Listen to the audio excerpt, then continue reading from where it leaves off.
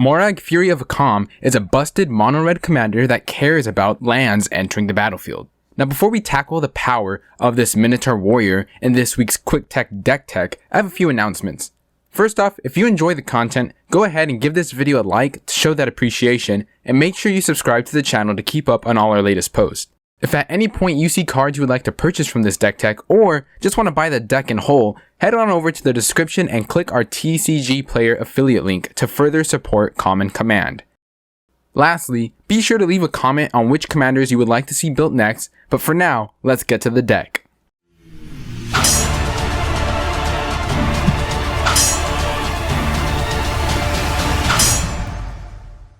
Moraug costs 4 generic mana and 2 red mana for a total of 6, and in return you get a 6/6 body.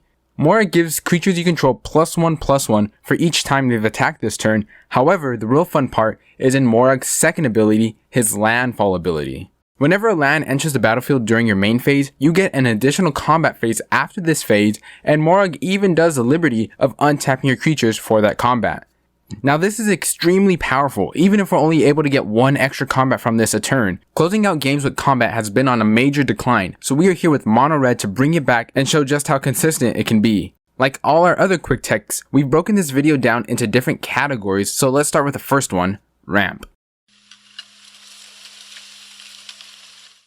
With a 6 CMC commander, we definitely are going to want to get it out earlier and just have extra mana to play multiple spells to really apply the pressure that we want. The first 2 cards are lands and Common Command staples. Temple of the False God and Myriad Landscape are perfect for this deck. They are both lands that can trigger Moraug's ability, especially since Myriad Landscape gets you 2 basics from your library. They don't take any extra room being in the deck, so they are easy auto-includes. Wayfarer's Bauble is another card that gets us a land to the battlefield for a mere 3 mana.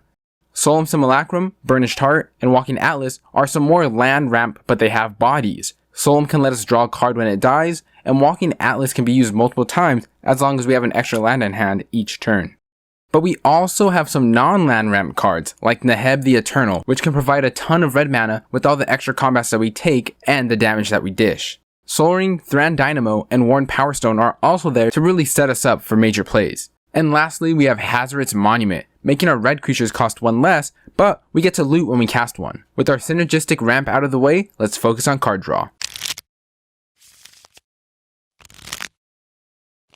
Mono Red has had some bad rep in the card draw category, but I think it has more than enough unique cards to make it work. Looting effects with cards like Faithless Looting, Neheb Dreadhorde Champion, Velika Awakening, and Chandra Flamecaller are more than enough to keep the deck going. Once you run dry, you can switch up your dud cards for some more gas. Magus of the Wheel is another great mono red add-in if you can't afford the highly superior Wheel of Fortune.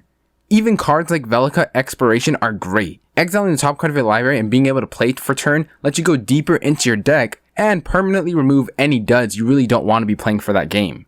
But with the generic categories out of the way, let's really dive into the deck with our extra combat generators. The whole premise of this deck is to take as many combats as we can and beat down our opponents before they can get any engines of their own. Moraug is a great start. When lands enter during our main phase, we get extra combats.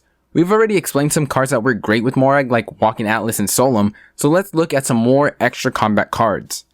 Aggravated Assault is an enchantment that lets us pay 5 to get an extra combat step. This is great for sinking in any unused mana, but can also go infinite with Neheb the Eternal if we're able to do 5 damage once.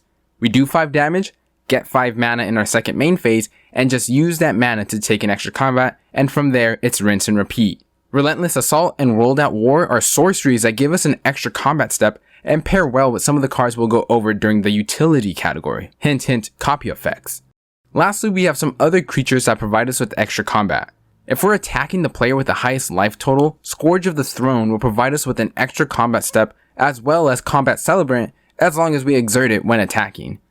Godo Bandit Warlord generously gives us that combat for the first time he is declared as an attacker, and Hellkite Charger is another mana sinker for an extra combat.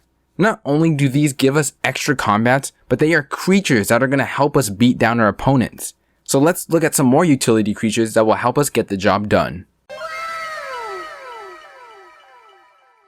Alright, let's start this category strong with 2 of my favorite mono red creatures, Atali Primal Storm and Inferno Titan. When Atali attacks, each player exiles the top card of their library, and if any of them are non-land cards, we get to play them for free and pile up on the value.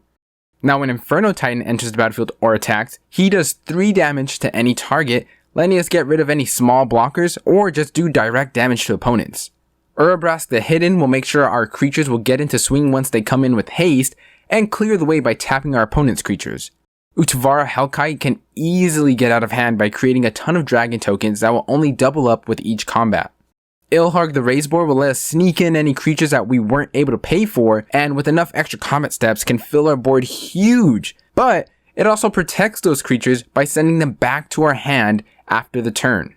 Grenzo Havoc Razor is another fun card I would love to run in this deck because it lets us swing out without having to worry about the swing back. And lastly, Wayward Guide Beast returns lands to our hands to replay for our commander. This is just an excellent bunch of creatures that will make our opponents shut off their webcams early.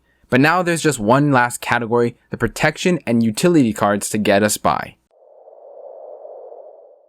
With such monstrous creatures, we will undoubtedly be a threat. To help protect against our opponents and their counterspells, we have included copy spells like Fork and Reverberate. Copy spells are so strong because they let us take part in any value that we may not have. They are especially good when an opponent is trying to counter our plays. We simply copy the counterspell to counter the counterspell. They even let us double up on any of our extra combat sorceries or any card draw cards like Faithless Looting. Another card we must include is Chaos Warp. It'll rid of any game changer on the board and replace it with hopefully something worse. Much worse. Bedlam and Repercussion are really fun yet annoying to our opponents because they make the whole combat phase a lot more hard to deal with. Not allowing our opponents to block can be game winning with all the combats that we're going to be taking. That's pretty much the entirety of the deck. That is Mono Red Moraug Combat. Now we didn't go over every 100 cards, especially our land base, so make sure to see the deck list in the description below. I intentionally leave out some cards, that way you, the viewer, have your own input on the deck. What would you add to make it more fun or powerful? What is the deck really missing in your perspective? That's what deck building is all about, creating something that represents your style of play, what you find amusing to win with. Please leave comments below on your own auto-includes for this deck. And again, if you liked the video, give it a thumbs up and don't forget to subscribe to the channel. I'll see you guys all in the next video.